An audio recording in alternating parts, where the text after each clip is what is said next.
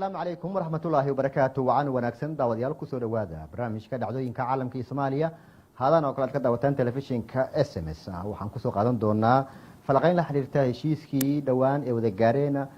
dawladaha Israa'iil iyo sidoo kale Iran waxaan barnaamijka ila falanqeynayo in Mustafa Wasama Sabriye Timacade oo ah aqoonyahan Soomaaliyeed ka faalooda arrimaha siyaasadda caalamka iyo Soomaaliya in badan arrimahan in aad u taxliilinay in kusoo dhawo Mustafa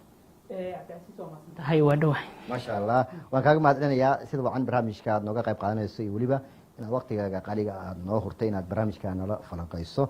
haddaba in dadku waxay isweydiinayaan in Timacado in maxaa xilligan keenay heshiiska Israa'iil iyo Iran ay wada gaareen heshiiska Israa'iil iyo Iran waxa uu ka dambeeyay muddo 12 maalin oo labada dal dagaal culus dhex marayay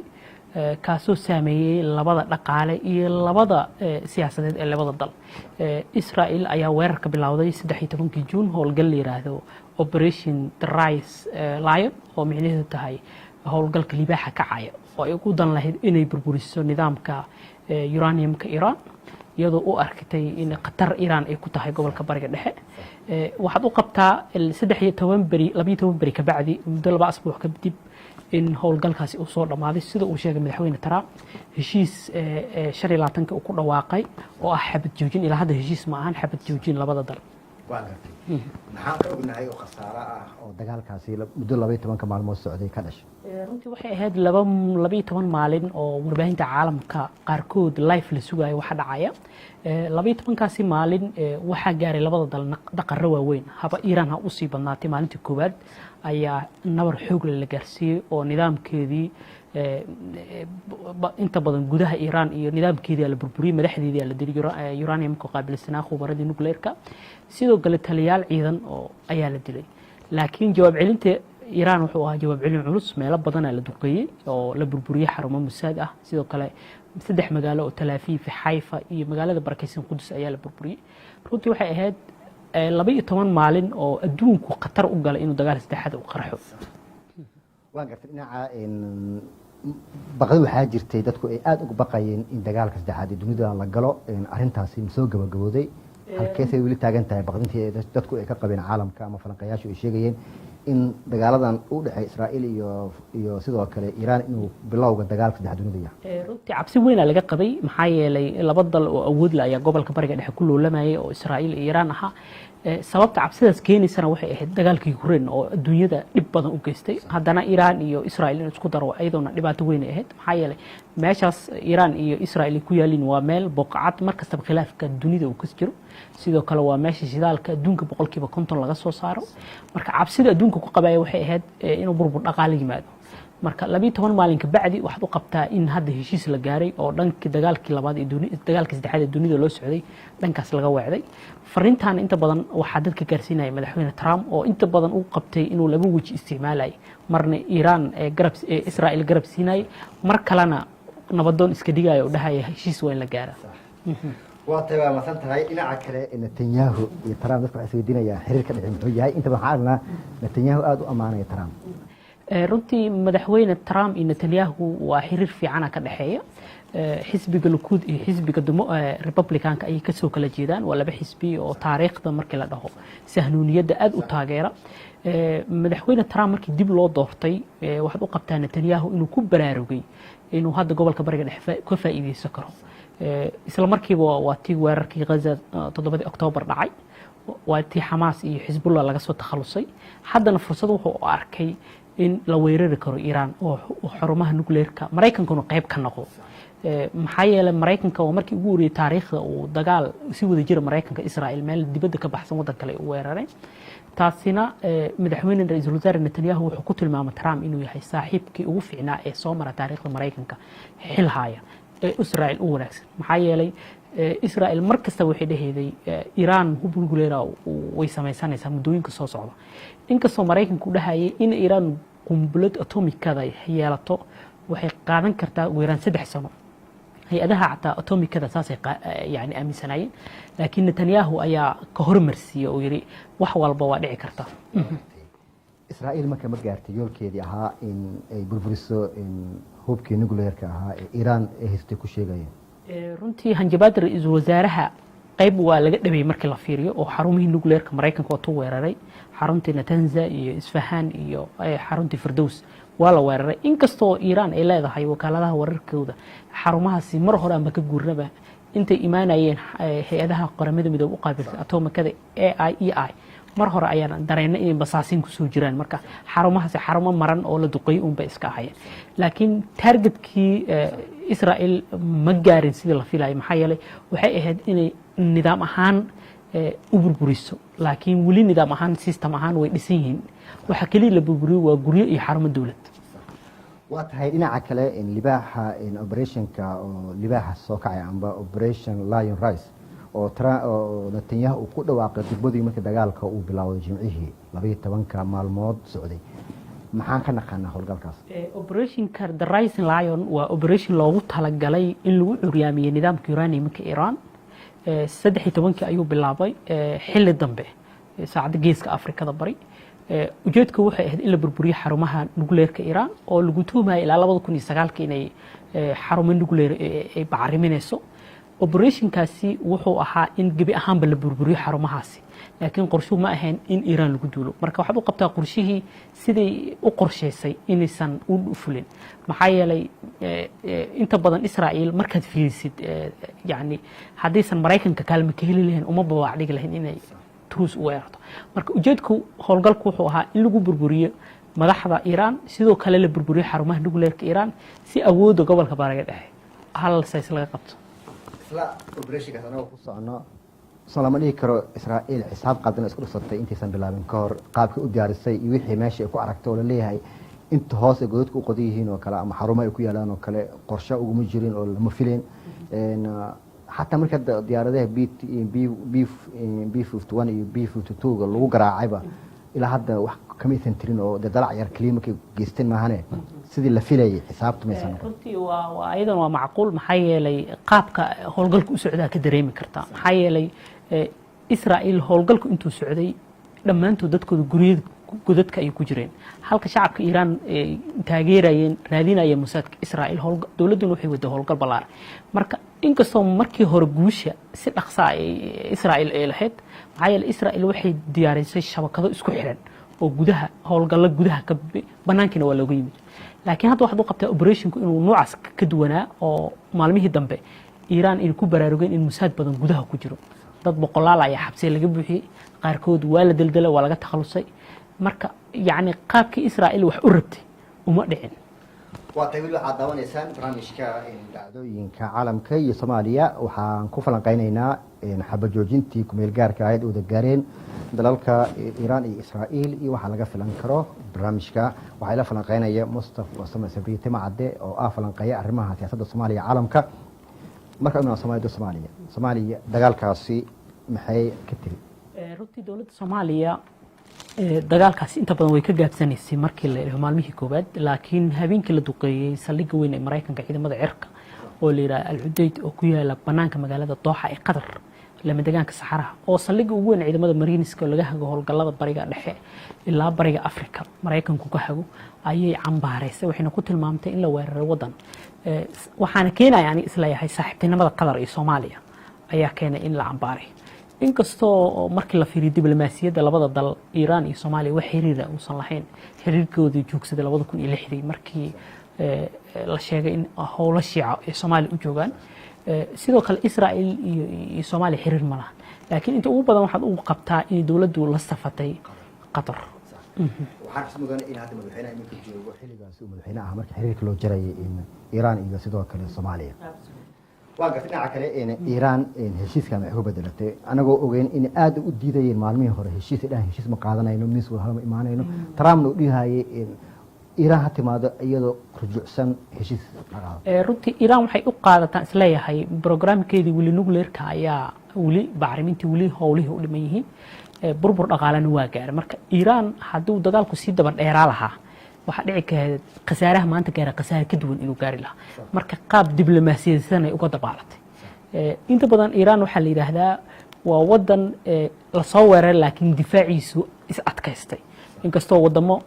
Iran kaligeed dagaalku ku markii la fiiriyo military ahaan laakiin wadamada kale ilaa 4 dal ayaa gadaal behind wax la dhaho ayaa ka taagnaa marka Iran si waa u fiicnida markasta waa ku qasbaneed inay heshiis dalbato waa tahay sidoo kale waxyaabo badan oo isku soo jiraan ilaa hadda warbaahinta la soo shaacin oo CNFTgiisa wuxuu dhaayay waxyaabo badan oo heshiiska la xiriiray in labada dawladood Mareykanka iyo Iran is ogaayeen oo hatta marka la weerarayay in xarumaha Furdusna Iran loo sheegay had markii dambe habeenkii dambe Iran ay weeraraysay qadarna sidoo kale ay u sheegtay Mareykanka oo Mareykanka mar hore kala baxaba wixii hanti ka taalay saldhigyadaas marka waxaan dhihi karnaa heshiis hoose ilaa hadda warbaahinta iyo shacabka aan loo soo bandhigaa jira caalamka wax qarsan waa jiraan laakiin waxaan isleeyahay duqeymihii Mareykanka iyo dagaalka dhan waxa lagu qancinayay Netanyahu iyo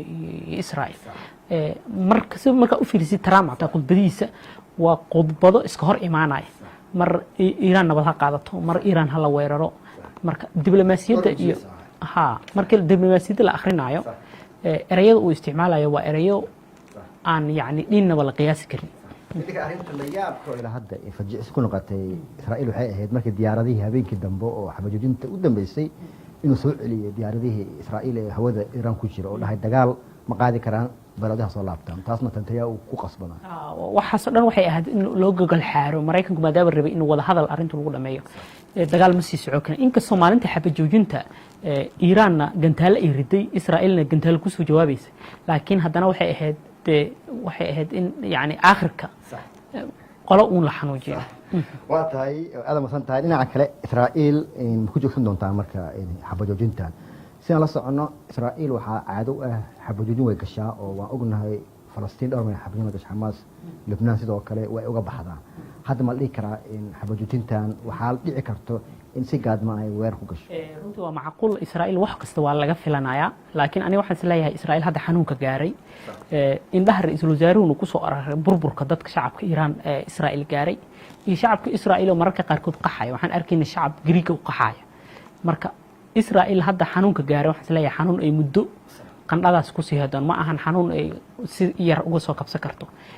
wadankeeda yaa qaxooti noqday dad shacabkeeda qaxooti noqday waxay u aqaatay Gaza Tel Aviv markii la fiiriyo muuqaalada iyo sawirada laga qaaday warbaahinta caalamka lagu daaway sida Gaza ayaa loo burburiyay oo sumcaddii Israa'iil soo lantaaway ma jirto waxaa la yiri maadaama Israa'iil aad loogu yaqiinay inay ahayd wadan awood leh sida ay sheegaan bariga dhexe ku yaalo in Israa'iiliyiintu ay dhihi jireen mar walba dhulka anaga leh oo dhulkii nooga yabo Hawaii hadda waxaad moodaa in dad badan hadda isqoreen inay ka baxaan wadankii oo waxaa dhici kartaa leeyahay in sanadaas oo aadanba in la waayo sii deganaato dagaalku sii socda ama dhibaatooyinka waan gartay dhinaca kale markaan eegno ma la dhihi karaa dagaalku wuxuu isku bedelayaa Misr doon maadaama aan labadii maalmood ka xabajoojin dhaca kadib la arkayay in operationno hoose ee ka dhacay gudaha Iran runtii dagaaladan waxyaabaha adduunka uu ka barto waxa kamid ah in dagaalku aysan ahayn gantaale iyo diyaarado la duqay ay yihiin xeelado iyo sirdoon maxaa yeelay sirdoonka Israa'iil taatikooyinka adeegsadeen waa wixii Xamaas ay adeegsadeen waxay isku dayeen in ay gudaha Iran ku sameeyaan diyaaradihii droniska xarumo diyaaradihii laga hago Mossad adag howlgallo sir ah qaarajin si loo jaha wareeriyo taasina waxay ahayd wax cajiib ah oo adduunyada lagu bartay sidoo kale arrintan madaafiicda iyo wax kalena wax iska ahayeen waa markuu dagaalka toos loo galay laakiin adduunku wuxuu ka baran karay waxay ahayd in Iran laftirkeedu uu weeg yahay arrimaha sirdoonka mukhaabaraadka uusan mukhaabaraad iyo meel kasta hogaamiye Iran lagu bartilmaamaysan karo taasina cabsi ku abuurtay marka hadda dawladda Iran waxay rabtaa in reform ama dib u habeyn ku sameyso mukhaabaraadka iyo sirdoonka Mossad la shaqeeya ya Iran ah ya shacab ah hadda ay dawladdu u soo jeesto sidoo kale waxaa jirtay saraakiil markii hore dagaalka in ku dhinteen la sheegay balse gaar dambe iyagoo nool la arkay kuwaas iyaga maxaan kala soconaa ma xisaabta ka qaldantay Israa'iil oo sirdoonkooda runtii mararka qaar Israa'iiliintu waa ka badbadiyaan waxa ay dhahayaan iyagoo raba inay jihada dagaalka iyo warbaahinta qabsadaan laakiin xaqiiqada jirtay Iran waxa waa in hogaamiyaal laga dilo waa sax laakiin dadka qaarkood dib ayaa loo soo warbaahinta uga soo muuqdeen marka waxaan isleeyahay waxay rabtay inay jiha wareeriso raayul caamka waa tahay dhinaca kale wadamada khaliijka carabta ee ku teersan labada dhinac maxay ka baran karaan dagaalkan runtii wadamada khaliijka fartay wadnaha ku hayeen intuu dagaalku socday maxaa yeelay dagaalku ma saameyn kaliya Israa'iil iyo Iran wuxuu saameeyay Syria wuxuu saameeyay Iraq wuxuu saameeyay Bahrain wuxuu saameeyay Qatar dhammaantood hantidoodii ayay khatar ugu jireen maxaa yeelay hadduu dagaalku sii soco lahaa shidaalkuna waa joogsan lahaa dhaqaalaha adduunyada oo ku qulqulaya wadamada khaliijkana waa joogsan lahaa marka iyagaa rabay inuu wada hadal la gaaro sidoo kale taariikhda marka la dhahayo Saudi Arabia waa markii ugu horeysay Israa'iil hadalla adag intuu xiisadan Saudi u adeegsanayso iyadoo barbar taagan Iran oo dhahaysa Iran waa laga gardaran yahay laakiin awaltii hore inta badan dhanka Israa'iil ayaa loo tiri jiray وقتي إن قضية قصة شعب كره فلسطين حقيقة قدام يسوي أنت بعد مربحينتو يرأي عام كي وحي أوريجن معلومة عن تجارة إسرائيل إيران. ولي إذا ماذا إسرائيل وحي كراعي غزة يمجالوين كواوين لكن هذا واحد أقبتا إن أرنتاسي للربو إن مدحوين ترام نتنياهو سيدي قرشي هوري أو إن غزة لقصارو ودن كاس أو إلا أردن لورو سيدو كله مجالات غزة الجورج أما دولة خليج إمارات كعرب أما مصر الجورج سي ماشى سلوقات ده تروح لهذا بفرسون مال الدولة دو كعجين لكن إسندجرين أور حماس اللي راهو بيصل وإسرائيل كسور جدا. وقتي قدام بين إن قيمين تمام كتير صدقال كان حاجة قدام بين دونا يعني يحب جوجين تنلقاري. runtii xabajoojinta mararka qaar waxa dhici karta in la jibiyo inta badan Israa'iil iyo Hamas ayaan tusaale u soo qaadan karnaa inta badan mararka heshiis la galaa laakiin haddana waa la xaray waxaan isleeyahay mararka qaar waa la jibin doonaa laakiin heshiiskani heshiis wuxuu noqon doonaa labada dal ay si wada jiro u qaadaan maxaa yeelay culayska labada dal gaaray ma ahan wax muddo laba week oo socday laakiin dhibaatada gaartay waa wax sanado aysan ka soo kabsan karin waan gartay dhinaca kale aan ku darsado in wasiirka arrimaha dibadda ama wasiirka shaniga Iiraan dhawaan wuxuu tagay Shiinaha halkaas waxa leeyahay waxa uu ka doontay alaabta militariga ee Pakistan haysatay iyo difaacyadii maadaama Iiraan lagu dhaliilay difaaceedu aad u hooseeyay haddii la alla ay hesho Iiraan difaacyada Shiinaha iyo diyaaradaha Shiinaha oo Pakistan haysto kale in Israa'iil dagaalkeeda haddii mar kale uu noqdo maxaa iska bedeli karaa runtii Iiraan intuu dagaalku socday wax badan ay ka bartay كون نظام الدفاع إيران أدو أجلسنا معلميه كوباد ورن معلمتي كوباد يهبينكي إلى معلمتاس جدول كده واسكو نحتر سمي